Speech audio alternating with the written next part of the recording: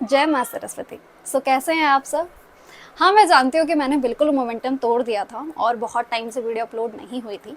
मेरे कुछ health issue थे और साथ ही साथ मेरे कुछ अपलोडिंग में दिक्कत आ गई थी, इस वजह से नहीं हुआ था। ठीक है, बट हम फिर से कंटिन्यू करेंगे और मैं जानती हूँ हम सब साथ हैं तो वापस से बढ़िया से हम कंटिन्यू कर सकते हैं। ओके, ठीक है। एक बार आप टॉपिक की तरफ देख लीजिए, मिसलीनियस। तो अब आप बोलेंगे मिसलीनियस के बारे में तो आपने जिक्र नहीं किया था, क्योंकि जब मैंने एंशियंट हिस्ट्री की प्लेलिस्ट को शुरू किया था तब मैंने आपको बताया था कि हम ये 10 टॉपिक करने वाले हैं, तो ये 11वीं वीडियो होने वाली है ना। तो ये 11वीं वीडियो आई कहाँ से? आपने एकदम से माइंड चेंज कैसे किया? क्योंकि मैं ये चाहती थी अगर कोई भी एस्पिरेंट बहुत सिंसियरली इस प्लेलिस्ट को फॉलो कर रहा है तो उसके मन से कुछ ऐसा टॉपिक ना रह जाए जो कि एग्ज़ाम पॉइंट ऑफ व्यू से इम्पॉर्टेंट है। इस कंटेंट को, इस नोट्स को प्रिपेयर करने में मुझे बहुत सारा टाइम लगा है, बट आई नो वो वर्थ इट होगा, बिकॉज किसी ना किसी को इससे हेल्प ज़रूर मिलने वाली है। ठीक है, स्टार्ट करते हैं। Okay, I you excited? क्योंकि मैं तो बहुत हूँ। ओके, सबसे पहले यहाँ पे देखिए आप, कुछ डायनेस्टी लिखे हुए हैं मैंने, पूरी 7 डायनेस्टीज़ को लिखा हुआ है, इन सभी के कुछ पॉइंट्स लिखे हुए हैं। तो बहुत सारा कंटेंट हो चुका है, आज की वीडियो में सबसे ज़्यादा कंटेंट हो चुका है, बट इट्स ओके। ये सारा ही सारा कंटेंट इंपॉर्टेंट है और एग्ज़ाम में आपको ज़रूर देखने को ज़रूर मिलेगा अगर आप ऐसे से एग्जामिनेशन के किसी प्रिपेयर कर रहे हैं। ठीक है, सबसे पहले चलते हैं पुष्यभूति डायनेस्टी की तरफ। हर्षवर्धना, ठीक है, 606 AD से 647 AD तक। अब AD और BC के बारे में मुझे लगता नहीं, मुझे फिर से याद दिलाना चाहिए। मतलब जीसस के जन्म के 606 ईयर्स हम आगे आ चुके हैं, तो उसको बोलते हैं 606 AD। ठीक है, सन ऑफ प्रभाकर वर्धन। ये किनके बेटे थे? प्रभाकर वर्धन के। देखो, पुष्यभूति डायनेस्टी में थे तो बहुत सारे रूलर, बट आपको हर्षवर्धन के ऊपर ज़्यादा फोकस करना है, इसीलिए उन्हीं के पॉइंट यहाँ पे मैंशन किए हैं।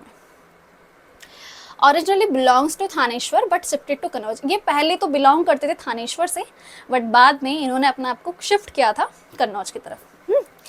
But shifted to Kannauj. Defeated by Pulakeshin second, the great Chalukya king on bank of Narmada.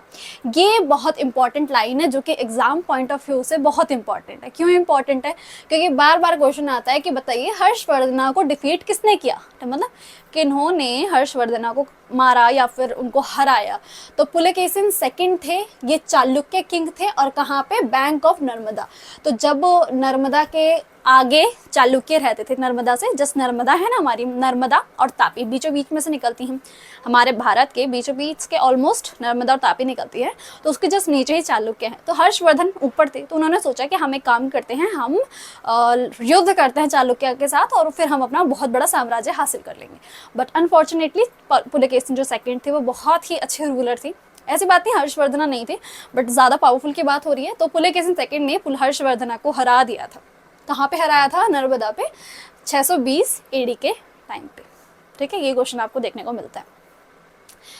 Chinese Pilgrim हन तीसांग, प्रिंस ऑफ ट्रैवलर। ये क्वेश्चन जो है ना, मैंने यहाँ पे प्रिंस ऑफ ट्रैवलर मैंने यहाँ पे मेंशन क्यों किया है?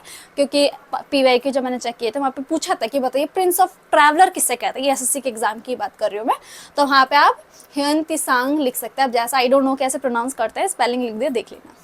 ठीक है, तो प्रिंस ऑफ ट्रैवलर ये चाइनीज पिलग्रिम थे जो कि इन्हीं के टाइम पे, हर्षवर्धना के टाइम पे आए थे। ये क्वेश्चन बार बार आता है कि कौन आया था हर्षवर्धना के टाइम पे, और उनको नाम एक अलग से जो दिया गया वो क्या नाम था। क्लियर? ठीक है। He stabilise the large monastery of Narmada. इन्होंने एक लार्ज मोनेस्ट्री ऑफ नर्मदा को स्टेबलाइज किया था। ठीक है। बाणाभट्टा, यहाँ से क्वेश्चन भी बहुत इंपॉर्टेंट आता है। बाणाभट्टा जो थे वो क्या थे? वो अडॉन his court road हर्षचरिता and Kadambari. तो क्वेश्चन आता है हर्षचरिता से रिलेटेड कि हर्षचरिता को किसने लिखा था। ठीक है, तो हर्षचरिता मतलब हर्षवर्धन के चरित्र के बारे में, उनके पूरे जीवन के बारे में बायोग्राफी है उनकी। तो किसने लिखी थी? बाणाभट्टा ने लिखी थी। बहुत इंपॉर्टेंट है, बार बार क्वेश्चन आता है, इसीलिए यहाँ लिखा गया है। ठीक है, आप जरूर नोट्स में सेव कर लेना अच्छे से। Harsha himself wrote 3 plays. इसके ऊपर भी क्वेश्चन आया हुआ है जो कि बहुत बच्चों को अनएक्सपेक्टेड था कि नहीं आ सकता है, बट इसके ऊपर भी आया हुआ है, तो आप देखना। प्रियादर्शिका, रत्रवली एंड नगनंदा। ठीक है, तो ये 3 खुद हर्ष वर्धन भी खुद पोइट थे, मतलब पोइट बोल सकते हैं, लेखक बोल सकते हैं, कुछ भी। उन्होंने भी 3 प्ले को लिखा था, तो वो तीनों के तीनों प्ले मैंने यहाँ पे मेंशन कर दिए हैं। तो हर्ष, चरिता और कादंबरी की बात आए तो बाना भट्टा, और अगर इन तीनों की बात आए तो हर्ष। अच्छा, मैं आपको ये बता दी तो क्वेश्चन आया कैसा था।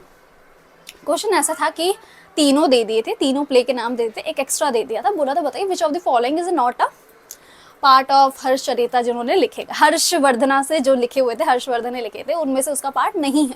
तो अगर आपको तीनों पता होंगे तो आप ऑड वन को सिलेक्ट करके बल्ले बल्ले कर लोगे। ठीक है, अब हम चालुक्य के देखते हैं। चालुक्य और वटापटी, वटापटी एक जगह है, ठीक है, उसके तो जो फाउंडर थे चालुक्य वही, अभी हम पुलकेशिन के बारे में देखने वाले हैं। चालुक्य के जो फाउंडर थे वो पुलकेशिन फर्स्ट थे, ठीक है। Pulakeshin second was most famous, जो सबसे ज्यादा फेमस हुए थे वो पुलकेशिन सेकंड हुए थे, जिन्होंने हर्षवर्धन को हराया था। और अभी हम आगे पढ़ेंगे महेंद्र वर्मन पल्लव के टाइम पे, तब भी उनको भी हराया था, ठीक है। He was contemporary to Harsha and defeated him, वही बेसिक सा है, मैंने आपको बता दिया। इन्होंने ही, ये कंटेम्प्रेरी थे हर्ष के, और इन्होंने ही हरा दिया था हर्ष को, ठीक है। चालुक्य किंग थे, ये भी याद रख लेना। राष्ट्रकूटास 753 to 982 AD, फाउंडर थे दांडी दुर्गा, तो नाम याद रख लेना, ये भी आता है, फाउंडर ऑफ द चालुक्य, तो वहां आपको काम आ जाएगा, ठीक है। Dandi Durga. Krishna first is remembered for constructing the famous rock cut Kailash temple at Ellora. Famous rock cut temple, मेरे हिसाब, जब मैंने टेलीग्राम पे भी इसके बारे में पूरा शेयर किया था, उस टाइम पे मैं कंटेंट तैयार कर रही थी इसका, तो एक बहुत फेमस रॉक कट टेम्पल है कैलाश में, जो कि किसने बनाया था, कृष्णा फर्स्ट ने उसे बनाया था। वो एक राष्ट्रकूटा किंग थे, ठीक है। ये जगह कहाँ है, एलोरा में है। कैलाश टेम्पल है शिवजी का ऑब्वियसली, फिर और रॉक कट टेम्पल है। ये सारी चीज़ें को आप बिल्कुल अच्छे से याद कर लीजिए, बार बार यहाँ से क्वेश्चन उठ के आता है कि लोकेशन क्या है, किसने बनाया, किस डायनेस्टी के थे, ये सब रॉक कट है, ऐसा कुछ क्वेश्चन आपको देखने को मिलता है, तो बिल्कुल टिप्स पे याद कर लीजिए। Sorry. Krishna III set up pillar of victory and temple of Rameswaram. इन्होंने जो कृष्णा थर्ड थे, देखो कृष्णा वन ने तो कैलाश टेम्पल बनाया लोरा में, और कृष्णा जो थर्ड थे उन्होंने पिलर ऑफ विक्ट्री बोला था, जिसको हिंदी में बोलते हैं विजय स्तंभ। पिलर ऑफ विक्ट्री को हिंदी में बोलते हैं विजय स्तंभ, ठीक है। तो ये कृष्णा थर्ड ने किया था, और ये टेम्पल ऑफ रामेश्वरम दिख रहा है, ठीक है, मैं भी नीचे कर दूंगी तब आपको नीचे का भी दिख जाएगा। टेम्पल ऑफ रामेश्वरम को इन्होंने भी सेट किया था, ठीक है। आगे देखें,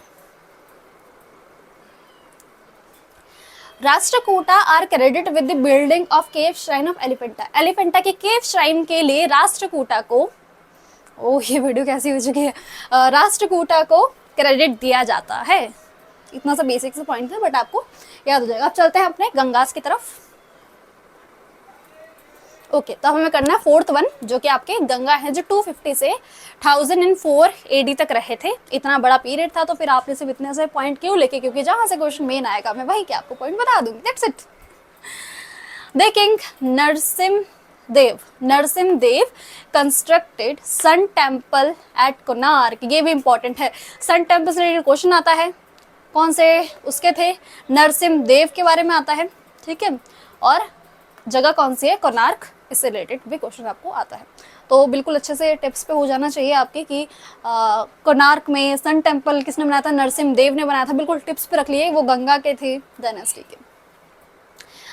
king Anant Varman Ganga build famous Jagannath temple at Puri. तो फेमस जगन्नाथ टेम्पल जो है पुरी में, उड़ीसा में, वो किसने बनाया था, अनंत वर्मन ने। देखो जगन्नाथ टेम्पल के बारे में हर कोई जानता है, पुरी में जो जगन्नाथ टेम्पल है जो कि उड़ीसा में है, उसके बारे में हर कोई जानता है, बट उसके जो फाउंडर बोले थे, जिन्होंने उसे क्रिएट किया है, बनाया है, तो वो अनंत वर्मन थे। इसके बारे में हर किसी को नॉलेज नहीं है, आप लेके जाना जरूर, इसलिए यहाँ लिखा हुआ है।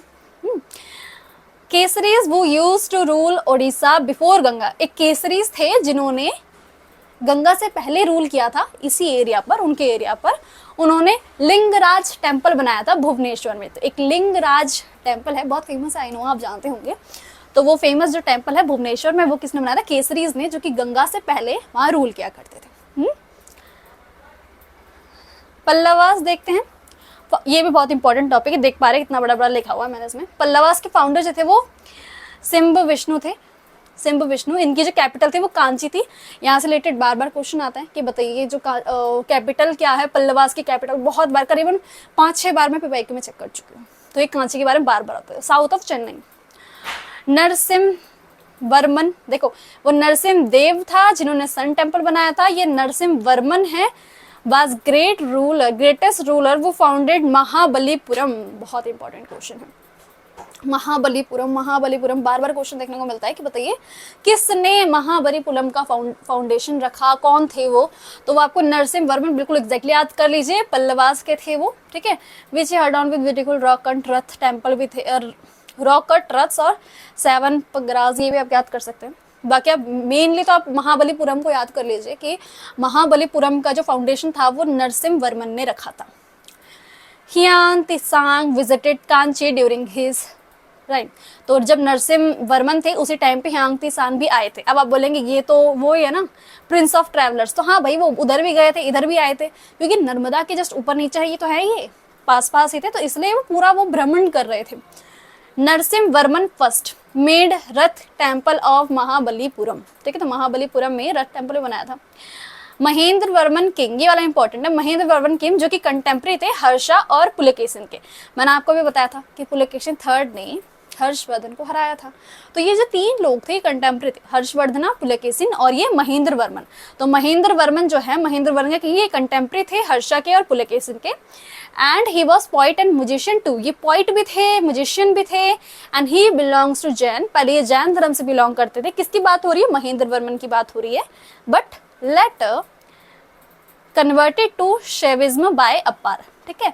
तो पहले तो ये जैन धर्म के थे, बट बाद में इन्होंने अपने आप को शैविज्म में कन्वर्ट कर लिया था। शैविज्म मतलब कि शिव की भक्ति में जो रहते हैं, शैविज्म उनको बोला जाता है जो कि शिव को परम सुप्रीम गॉड मानते हैं, उनको शैविज्म, और विष्णु को जो मानते हैं वो अलग होते हैं, ठीक है। तो एक अपार थे जो कि तमिल सेंट हैं, तमिल के हैं, उनके अंडर इन्होंने शैविज्म में अपने आप को कन्वर्ट कर दिया था। इनकी म्यूजिक भी पसंद था, ये खुद पोइट भी थे, और ये हर्ष और महेंद्र पुलकेशिन के कंटेम्प्रेरी थे। तो इनका नाम क्या है? महेंद्र वर्मन। तो ये सारे पॉइंट आपको क्लियर होने चाहिए, ठीक है। Pulakeshin second defeated Mahendra Varman. जब पुलकेशिन सेकंड थे, अच्छा एक और चीज, अभी आप थोड़े बहुत कंफ्यूज होंगे, पुलकेशिन सेकंड ने हर्षवर्धन को भी हराया है और महेंद्र वर्मन को भी हराया है। तो दोनों को हराया, ये तीनों कंटेम्प्रेरी थे, पर पुलकेशिन पावरफुल निकले, उन्होंने हर्षवर्धन को भी हरा दिया और महेंद्र वर्मन को भी हरा दिया।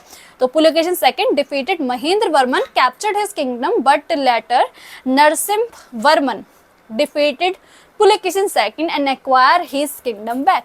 तो जब महेंद्र वर्मन थे तो पुलकेशिन सेकंड ने वहां पे उनका युद्ध हुआ, महेंद्र वर्मन हार गए। तो जो ये पूरा जो साम्राज्य था, पल्लव का साम्राज्य था, वो पुलकेशिन सेकंड को मिल गया। अब वो जीत गया तो उसको मिल गया, बट बाद में नरसिम्ह वर्मन ने वापस से पुलकेशिन सेकंड को हराया और अपने साम्राज्य को वापस ले लिया। कंफ्यूजिंग तो नहीं लग रहा है? एक बार फिर से क्लियर कर दो। देखो, हमने हर्षवर्धन के बारे में बात करी, हर्षवर्धन, महेंद्र वर्मन और पुलकेशिन सेकंड, ठीक है। पुलकेशिन सेकंड, हर्षवर्धन, महेंद्र वर्मन, तो ये तीनों कंटेम्प्रेरी थे। पुलकेशिन सेकंड बहुत पावरफुल थे, इसीलिए उन्होंने हर्षवर्धन को भी हराया, महेंद्र वर्मन को भी हराया। जब महेंद्र वर्मन को जब उन्होंने हराया तो उनका जो पूरा साम्राज्य था, पल्लवा का साम्राज्य था, वो उनको मिल गया। फिर नरसिम्ह वर्मन ने वापस से पुलकेशिन सेकंड को मारा, मतलब हराया मारा एक ही बात है, और अपने साम्राज्य को वापस स्थापित कर लिया। क्लियर? ठीक। पालाज ऑफ बंगाल, कैपिटल थी, आप मुंगेर बोल सकते हैं, मोंगेर, पता नहीं जो भी इसको बोलते हैं, मुंगेर याद कर लीजिए, ऐसा कुछ। ये पालास थे बंगाल के, ठीक है। बंगाल के अलग हैं, नॉर्मल पाला अलग हैं, ठीक है, इसमें कंफ्यूज मत होना। फाउंडर जो थे वो गोपाल थे, 750 AD। Dharmapal captured Kannauj and conducted grand durbar. तो बोल सकते हैं ग्रैंड दरबार किसने कंडक्ट किया था? तो धर्मपाल ने किया था, पाला के थे, है ना। ये वाला इंपॉर्टेंट है, ये जो थर्ड वन वाला है ना, ये वाला पॉइंट, ये ज्यादा इंपॉर्टेंट है क्योंकि विक्रमशिला यूनिवर्सिटी को इन्होंने फाउंडेशन दिया था। धर्मपाल ने विक्रमशिला यूनिवर्सिटी का फाउंडेशन किया था और रिवाइव किया था नालंदा यूनिवर्सिटी को। रिवाइव का मतलब होता है फिर से उन्हें पुनर्जीवित कर देना, मतलब बहुत टाइम से वो खराब हो चुकी होगी, बहुत सी चीज़ें होती है तो उसको वापस से रिनोवेट किया जाता है ना, वैसा ही कुछ रिवाइव किया था नालंदा यूनिवर्सिटी को, इसलिए धर्मपाल का नाम ज़्यादा होता है। तो धर्मपाल ने ही ग्रैंड दरबार को रखा था, विक्रमशिला यूनिवर्सिटी का फाउंडेशन किया था और नालंदा यूनिवर्सिटी को इन्होंने वापस से रिवाइव किया था। और ये कौन सी डायनेस्टी के थे? पालाज ऑफ बंगाल। पालाज ऑफ बंगाल, पाला पे नहीं, पाला और बंगाल पे रखा, ठीक है। फिर आपके चोला, एक सेकेंड थोड़ा सा नीचे करना होगा ताकि आपको पूरा क्लियर दिखे। Give me a second.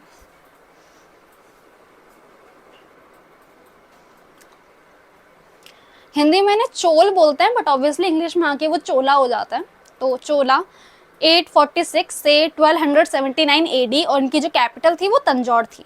इनके जो फाउंडर थे वो विजयाला, मोस्टली ये क्वेश्चन नहीं आता है आपका। इसके जो ग्रेट रूलर थे वो थे राजा राजा। मुझे एक भोजपुरी सॉन्ग याद आ जाता है इस राजा राजा से। ओके, 485 से 114 के बीच में, ये ऑब्वियसली एडी की बात हो रही है। और इनके जो बेटे थे वो थे राजेंद्र फर्स्ट, मतलब एक राजा राजा थे जो कि बहुत ग्रेट निकले थे और दूसरे राजेंद्र फर्स्ट लिखे थे। इन दोनों की बात ज़्यादा होती है चोल साम्राज्य के अंदर, ठीक है।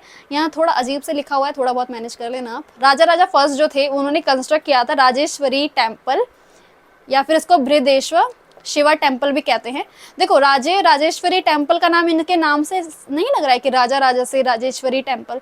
इन्होंने ऐसा इसलिए किया क्योंकि इन्होंने खुद को, मतलब ऐसे पहले के टाइम पे ना ऐसा माना जाता था कि अगर ये अपने नाम के सामने अपने नाम से कोई मंदिर बना देंगे तो ये कहेंगे कि हम तो खुद ही भगवान का एक दूत हैं या फिर भगवान की हमारे ऊपर ज़्यादा कृपा है, ऐसा करके कुछ बोल सकें, इसीलिए ये इन्होंने ऐसा कोई टेम्पल बनाया था, ठीक है। ऐसा बहुत किया करते थे बट आप इसका नाम ज़्यादातर बृहदेश्वर शिवा टेम्पल से ही ज़्यादा चलता है, ठीक है। ये कहाँ पे है? तंजावुर में है। क्लियर? फिर आपके his son Rajendra first annex the whole Sri Lanka. जो इनके जो बेटे थे जिनका नाम राजेंद्र फर्स्ट था, उन्होंने पूरा श्रीलंका को अपने अधीन कर लिया था और उनके बदले वो उन्हें रेवेन्यू दिया करते थे, ठीक है। तो राजेंद्र फर्स्ट ने पूरे श्रीलंका को अपना अंडर किया था। और जो डांसिंग फिगर है शिवा की, नटराज की तो आप जानते ही होंगे, नटराज की बहुत फेमस फिगर है शिव भगवान की, वो इसी पीरियड से रिलेट करती है, चोला साम्राज्य से रिलेट करती है, ठीक है।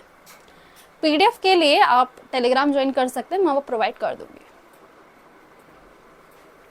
ठीक है। पीडीएफ चाहिए होगा, ऑब्वियसली चाहिए होगा, क्योंकि बहुत अजीब तरीके से वीडियो बनी है, कभी नीचे हो रही कभी ऊपर हो गया, आपको लिखने में दिक्कत हुई होगी। डोंट वरी, टेलीग्राम लिंक आपको मिल जाएगा, आराम से चाहिए। चैनल पे क्लिक करना, आपको वहाँ पे बायो में आपका मिल जाएगा, अबाउट में आपको मिल जाएगा, वहाँ से आप ज्वाइन कर सकते हैं। मैं श्योरली सारी पीडीएफ वहाँ अवेलेबल करवा दूँगी, आपको दिक्कत नहीं होने वाली है, don't worry. So new series शुरू करेंगे एंड वापस से आप सबसे मिलकर बहुत खुशी हुई। Bye bye.